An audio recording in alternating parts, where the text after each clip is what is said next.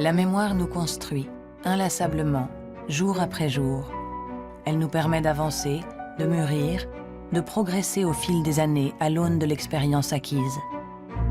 En mettant le passé au présent, la mémoire vous rappelle à chaque instant celle ou celui que vous êtes. Mais votre mémoire possède un côté obscur. Comme le rêve, elle dilue les couleurs, modifie les images et falsifie les histoires. Si nous avons appris une chose à propos de la mémoire, c'est qu'elle ne fonctionne pas comme un simple enregistreur vidéo, mais plutôt comme une page Wikipédia à laquelle vous pouvez accéder pour la modifier. Les faux souvenirs sont fascinants, car c'est difficile de savoir que ce type de souvenir est faux, puisque forcément vous croyez qu'il est vrai. C'est un secret troublant, tapi dans l'inextricable forêt de neurones qui compose votre cerveau, que les laboratoires du monde entier sont en train de mettre au jour. Pour modifier un souvenir donné ou le retrouver de manière artificielle, nous avons besoin de deux choses. 1. Pouvoir retrouver ce souvenir dans le cerveau. 2. Pouvoir le manipuler. Nos souvenirs sont fragiles, influençables. Et la manipulation de la mémoire en laboratoire est aujourd'hui devenue une réalité scientifique. On peut prendre un souvenir et pendant le sommeil, on peut le rendre agréable ou désagréable. Je pourrais probablement créer un souvenir artificiel dans votre esprit et vous faire un lavage de cerveau. Mais évidemment, nous ne faisons pas cela. Faut-il s'inquiéter de ces expériences? Quelle confiance accorder à ces souvenirs qui vous sont si précieux? Pour quelles raisons saugrenues notre cerveau nous raconte-t-il toutes ces salades? Bienvenue dans le monde déroutant de la mémoire falsifiée.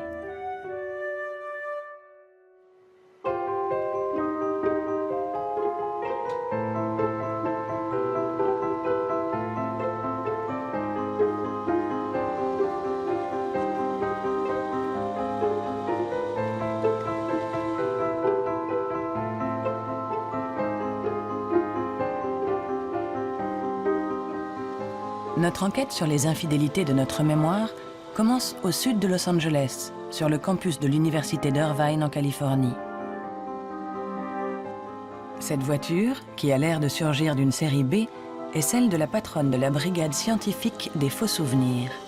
Elizabeth Loftus a été la première à débusquer les faux souvenirs dans notre mémoire. C'était en 1974. Depuis, elle et son équipe n'ont jamais lâché l'affaire. Pour elle, tous les souvenirs sont suspects, et en particulier ceux de notre petite enfance. Si vous chérissez particulièrement les vôtres, alors n'écoutez pas ce qu'elle va vous dire.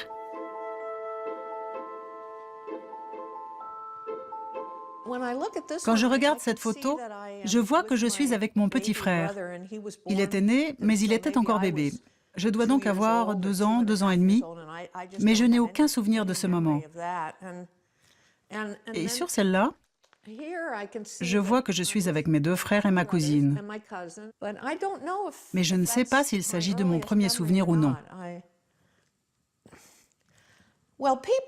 À l'âge adulte, les gens n'ont aucun souvenir concret et fiable de ce qui leur est arrivé au cours des 2 premières années de leur vie.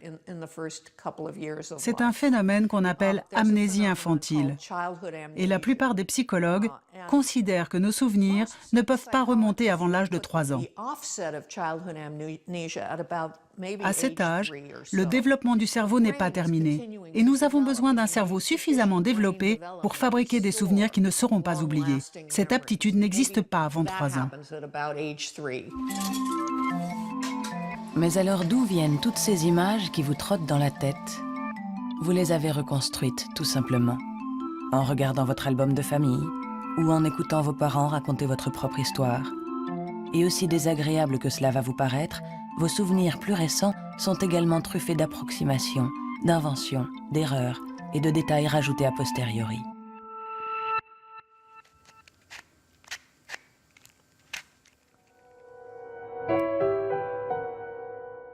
Pour traquer les faux souvenirs, Elizabeth Loftus est elle-même devenue une manipulatrice, une experte dans la falsification de la mémoire. Sa technique, contaminer les souvenirs avec de fausses informations. Dans son laboratoire de l'Université de Californie, elle a découvert l'effet Bugs Bunny. Seule condition pour ce test, que le sujet ait déjà passé une journée à Disneyland dans son enfance.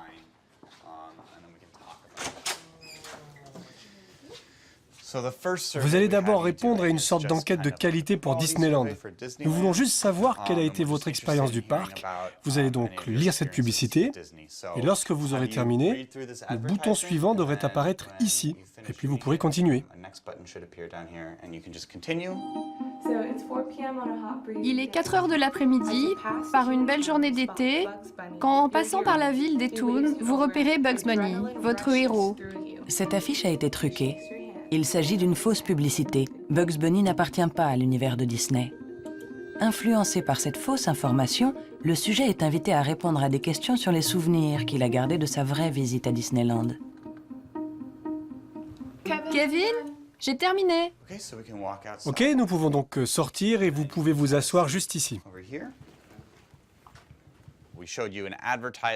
On vous a montré une publicité pour Disney avec Bugs Bunny, puis on vous a demandé si vous vous rappeliez avoir croisé certains personnages lorsque vous étiez là-bas. Vous avez dit avoir vu Bugs Bunny, mais Bugs Bunny est un personnage de la Warner Brothers. Il n'a jamais été à Disneyland. Vous voyez qu'avec une simple suggestion, juste en vous montrant Bugs Bunny dans une publicité, nous pouvons vous faire vous rappeler de quelque chose qui n'a jamais eu lieu. Oui, c'est comme si vous implantiez un faux souvenir. Quand les gens ont commencé à dire « Mais oui, je me souviens, j'ai rencontré Bugs Bunny. Je lui ai serré la main, je lui ai touché la queue, je lui ai entendu dire « Quoi de neuf, docteur ?» Nous savions qu'il se souvenait de quelque chose qui n'avait pas existé. L'effet Bugs Bunny n'est pas un effet isolé. Notre mémoire peut être contaminée, y compris avec des souvenirs très personnels, comme le montre l'expérience de la montgolfière. Parmi 4 photos d'enfance fournies par la famille, on glisse un photomontage où le sujet enfant apparaît dans une montgolfière aux côtés de son père. Une personne sur 3 se fait berner et déclare se souvenir de l'événement. Certains se rappellent même du temps qu'il faisait ce jour qui n'a pourtant jamais existé.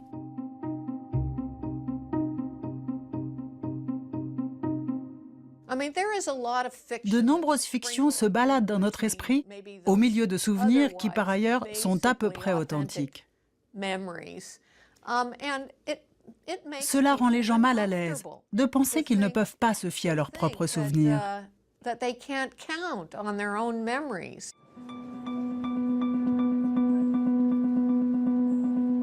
N'allez pas croire que vous êtes immunisés contre les faux souvenirs.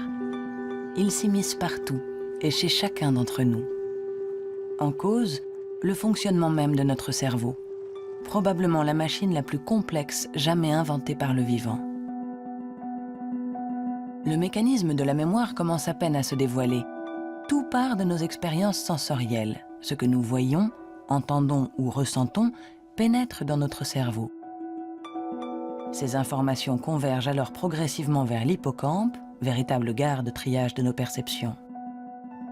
L'hippocampe traite les informations du monde extérieur et les redistribue ensuite vers les greniers de la mémoire. Ces greniers sont répartis partout dans le cerveau, ce qui rend leur étude extrêmement complexe. Les informations sont stockées dans des petits paquets de neurones plus ou moins interconnectés. Quelle forme prennent alors nos souvenirs? Où se nichent-ils exactement? C'est tout l'enjeu des recherches aujourd'hui. La seule chose certaine, c'est que notre fameux hippocampe fonctionne aussi à l'envers. Au moment de se rappeler, il réveille les neurones de notre mémoire et projette les souvenirs dans notre conscience.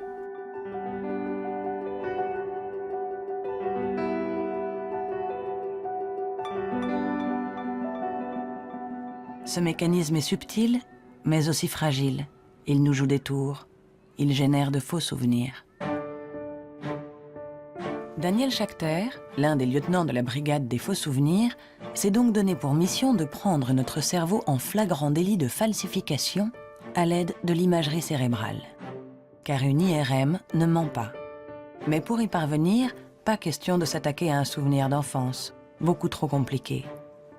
Comme souvent en science, il faut simplifier le phénomène.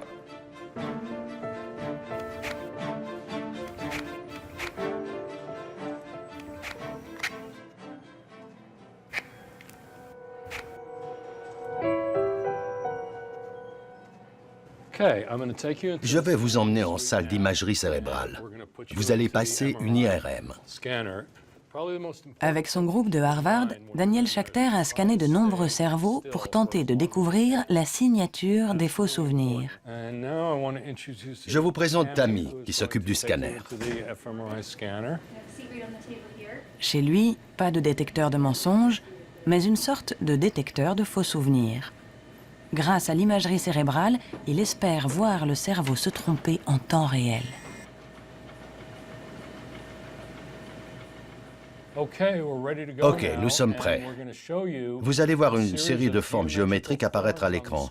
Et je veux que vous fassiez bien attention à chaque forme au moment où elle s'affiche, car je vous poserai des questions à leur sujet plus tard. Le principe de l'expérience est simple. Le sujet doit d'abord mémoriser une série de formes géométriques qui volontairement se ressemblent beaucoup et prêtent à confusion.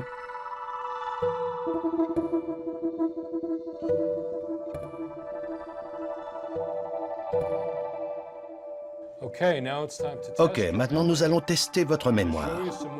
Je vais vous montrer d'autres formes. Et lorsque vous voyez une forme que vous pensez avoir déjà vue, dites « ancienne ».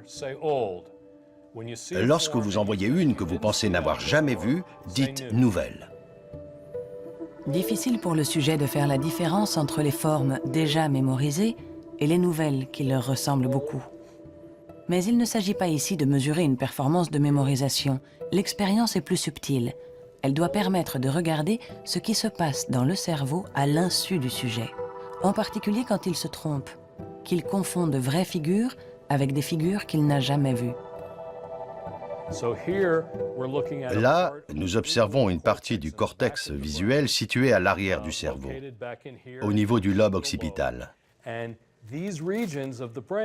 Cette région du cerveau est plus active lorsque vous reconnaissez une forme qui était vraiment dans la liste que lorsque vous croyez reconnaître une forme qui n'y était pas.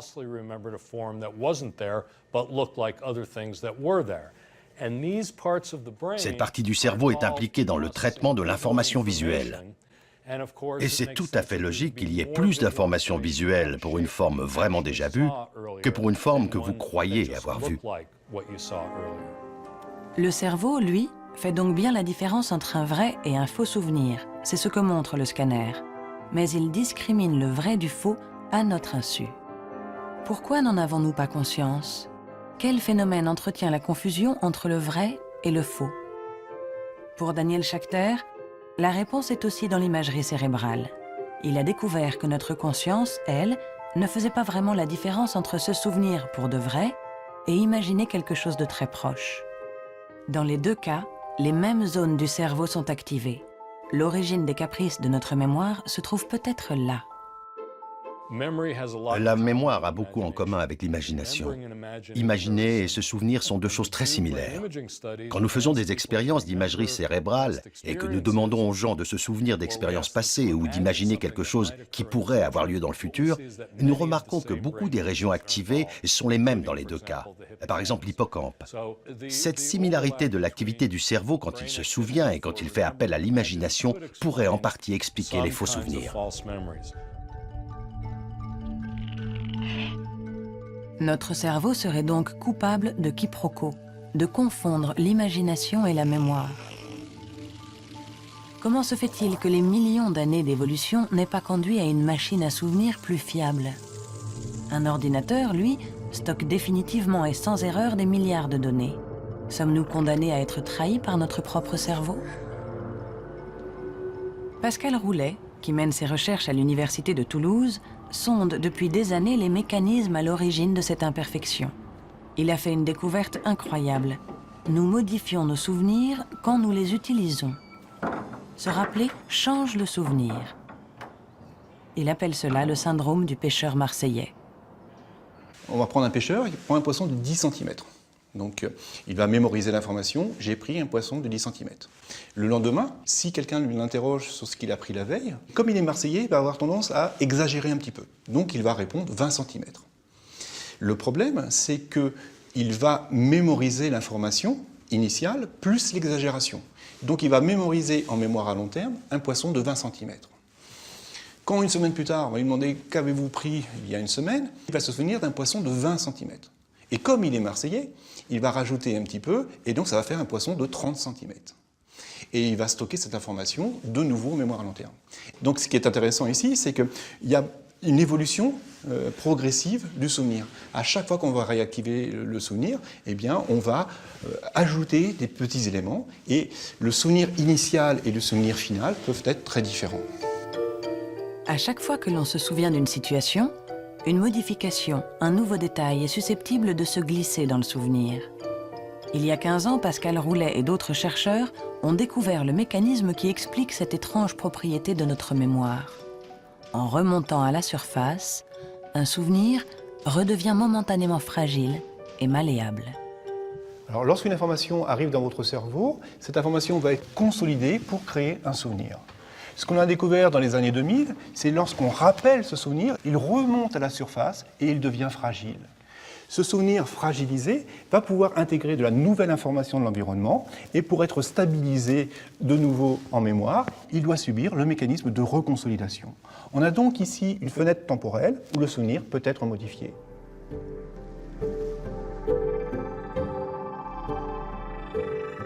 La fragilisation et la reconsolidation du souvenir sont des phénomènes parfaitement inconscients. Nos souvenirs se transforment donc complètement à notre insu. Comment se fier alors à un témoignage, même sincère? But actually, those two witnesses were the entire case for the prosecution. Supposing they're wrong. What do you mean, supposing they're wrong? What's the point of having witnesses at all? Could they be wrong? What are you trying to say? Those people sat on the stand under oath. They're only people. People make mistakes. Could they be wrong? Well, no, I don't think so. You know so. Oh, come on, nobody can know a thing like that. This isn't an exact science. That's right, it isn't.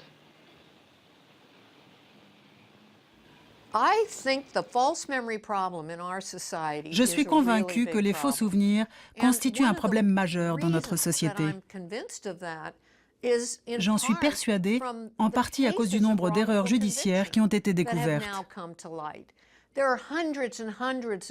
Des tests ADN ont été pratiqués et ont permis d'innocenter plusieurs centaines de personnes.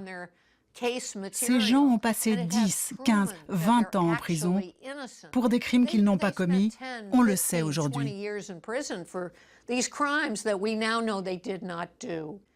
Quand vous vous intéressez à ces cas, vous constatez que c'est en général une mémoire défaillante qui a conduit à de telles erreurs.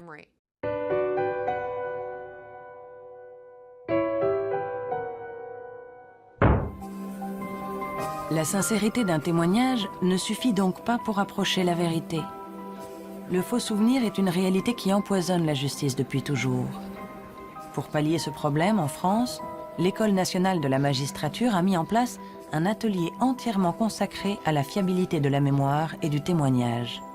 L'objectif, sensibiliser les futurs magistrats au problème des faux souvenirs. Ils assistent à une scène de meurtre. À eux ensuite de rentrer dans la peau du témoin.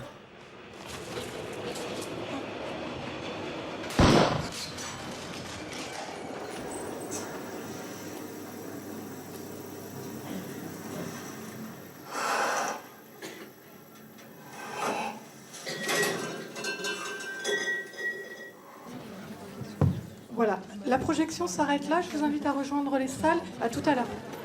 Les étudiants se répartissent ensuite en petits groupes.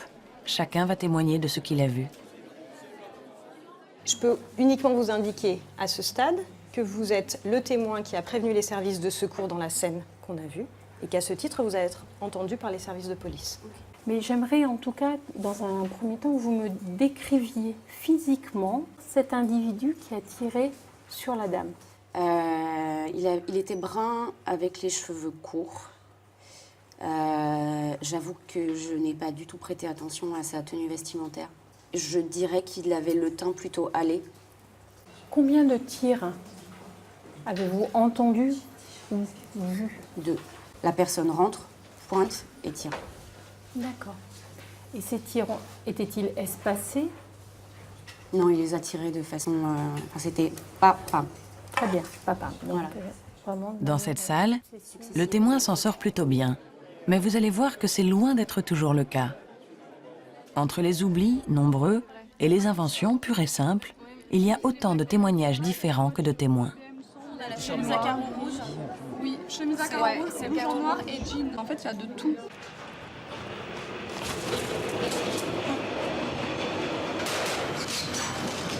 On a jean noir, au blanc, au noir, sombre, bleu, rouge. Et on en a 4 mat de peau ou type maghrébin aussi. Vous avez bien entendu. Pour certains témoins, le suspect était de type maghrébin. Pour d'autres, il portait un blouson noir. Rien à voir avec la réalité.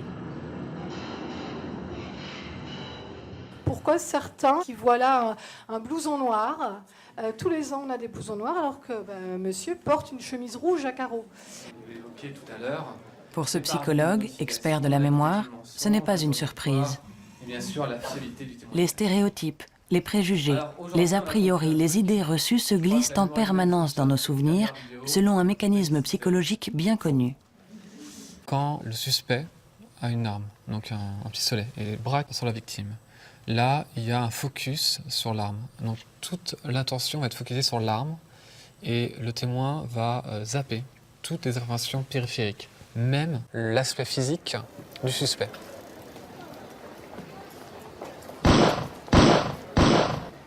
La mémoire n'a pas le temps de tout enregistrer. Et sur ces manques en fait, d'informations de la scène, rapidement, elle va être comblée par nos connaissances, notre expérience, nos stéréotypes. Je donne un exemple. Dans une vidéo, nous avons montré que c'était une femme qui braquait, alors que le témoin a rappelé plus tard que c'était un homme. Donc ça va jusqu'au sexe et bien sûr à la couleur de peau. La mémoire des témoins comble donc spontanément les informations manquantes avec des informations cohérentes, celles qui correspondent à ses propres préjugés. Un témoignage est toujours subjectif, et pour l'instant, la justice est obligée de faire avec. Alors sommes-nous condamnés à subir les caprices de nos souvenirs? Pourrait-on améliorer cette mémoire défaillante?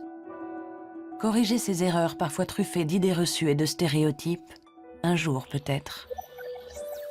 Mais pour y parvenir, il faut d'abord comprendre comment fonctionne la mémoire normale dans ses mécanismes les plus intimes. Il faudra des années encore avant que la mise en lumière des mécanismes neuronaux de la mémoire vienne au secours de nos souvenirs qui s'envolent. Les petites trahisons, les infidélités de notre mémoire sont évidemment un peu blessantes, voire inquiétantes. Mais la découverte de la malléabilité des souvenirs constitue aujourd'hui une formidable opportunité pour pallier les défaillances de notre cerveau.